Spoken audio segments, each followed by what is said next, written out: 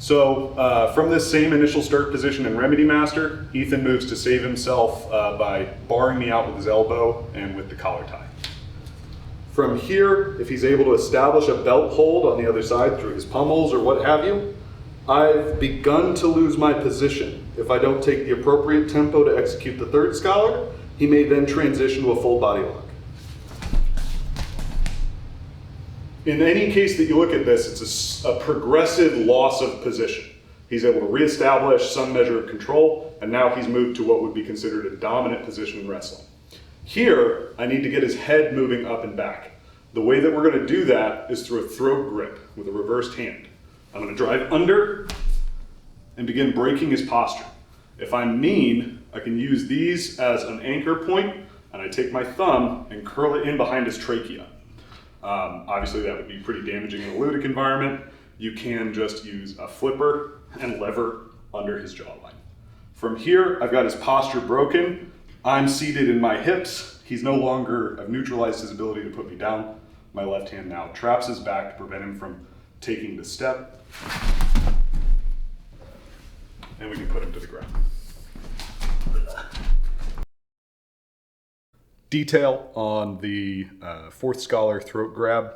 So from here, especially if his head is tight, it's going to be very difficult for me to actually get into his throat area. Once again, I'm going to form a thumb pectoral index, just like I did with the pummel. And I'm going to turn my hand in under like a fighter jet. Let's turn back so you can see that. I'm already beginning a cross-face process. I can reach to that shoulder. He's already breaking the grip off. Go ahead and maintain the grip.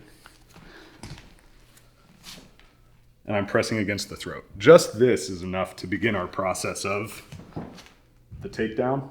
Once I get his head up and back and I have exposure to the throat, I'm going to turn my hand thumb down. These four fingers form an anchor point. This goes in behind the trachea. So we imagine the trachea running here. And as I roll these fingers in, I hook from the other side like that, which even on the bicep is extremely painful. If I apply the same concept behind the trachea, it's immediately effective. There's a small bone here called the hyoid bone. Don't do this, obviously. But we can hook that thumb in behind the hyoid bone. It's very fragile and small. If I crush in with that good, like wringing out a towel, that's where we can get a hyoid bone break, and this can move from a way of putting somebody on the ground into lethal execution of the technique. So,